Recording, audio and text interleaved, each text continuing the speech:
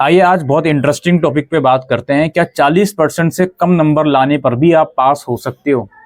या किसी सब्जेक्ट में 60% स्कोर आपने करा तो भी आपका ओ प्लस ग्रेड आ सकता है? आइए बात करते हैं डिटेल में इस टॉपिक के ऊपर। देखिए दोस्तों, दिल्ली यूनिवर्सिटी में जो ग्रेडिंग सिस्टम होता है वो रिलेटिव ग्रेडिंग का होता है। अगर आप वेल अवेयर हो इन चीज़ों से तो ग्रेडिंग सिस्टम में दो तरह के ग्रेडिंग होते हैं। एक होता है एब्सोल्यूट ग्रेडिंग, एक होता है रिलेटिव ग्रेडिंग। अब एब्सोल्यूट ग्रेडिंग में क्या होगा, आप पेपर लिखकर आए, जितने मार्क्स आपके आ रहे हैं आपको अलॉट कर दिए जाएंगे।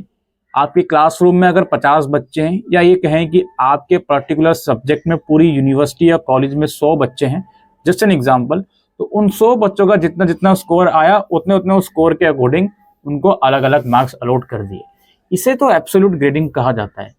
और रिलेटिव ग्रेडिंग किसे कहा जाता है कि आप पेपर लिखकर आए, पेपर लिखने के बाद कुछ चीजें हैं जो चेक करी जाएंगी। सबसे पहली चीज चेक करी जाएगी कि आपकी परफॉर्मेंस और जो आपके क्लास में जितने भी बच्चे थे, क्लास इन द सेंस कि आपकी यूनिवर्सिटी में उस सब्जेक्ट में कितने भी बच्चे थे, उनकी परफॉर्मेंस को कंपेयर करा जाएगा।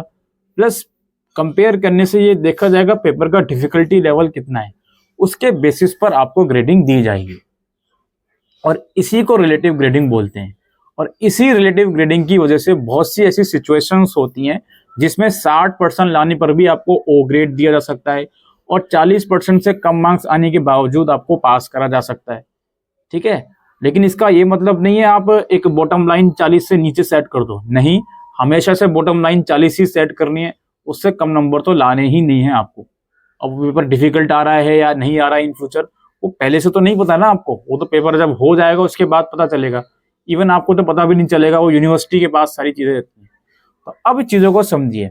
मान लीजिए कोई पेपर है कॉर्पोरेट अकाउंटिंग का, उसका एग्जाम हो गया। एग्जाम होने के बाद पता ये लगा कि लेट सपोज 1000 बच्चे ने पेपर दिया कॉर्पोरेट अकाउंटिंग का पर्टिकुलर यूनिवर्सिटी में, तो उसमें पता ये चला कि सिर्फ 100 बच्चे ऐसे हैं जिनका जो स्कोर है वो आउट ऑफ 100 60 आया है। और 60 से ज्यादा स्कोर किसी का भी नहीं आया भाई, सिर्फ उन्हीं 100 बच्चों का आया है। तो उन 100 बच्चों को जो 60 स्कोर आया होगा उन्हें ओ ग्रेड दे दिया जाएगा।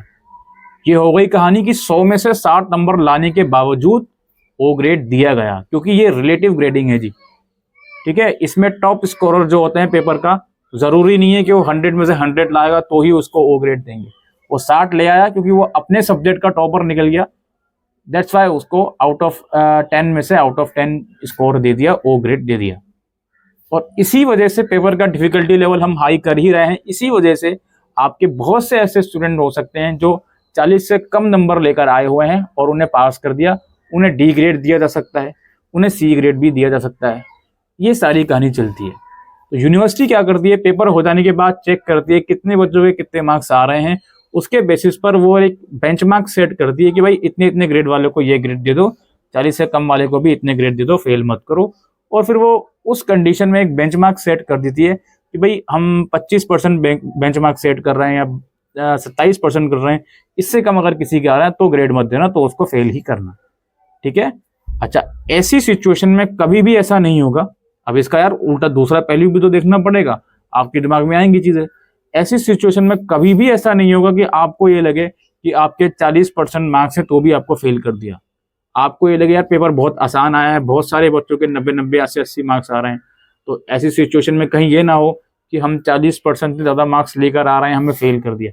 नहीं, वो एक पर्टिकुलर बेंचमार्क यूनिवर्सिटी ने सेट करा हुआ है, फेल नहीं करेंगे आप लोगों को। बेशक डी ग्रेड दे देंगे लेकिन फेल नहीं करेंगे। ठीक है, तो ये कंडीशंस होती हैं यूनिवर्सिटी की। 40 से कम नंबर लाने पर भी आप लोगों को जो पास है वो कर दिया जाता है, और 60-70 नंबर लाने पर भी कुछ कंडीशन में ओ ग्रेड दे दिया जाता है। तो उम्मीद करता हूं दोस्तों आज की इस वीडियो में दी गई जानकारी आपको यूजफुल लगी हो, तो वीडियो को शेयर कीजिएगा। Thank you.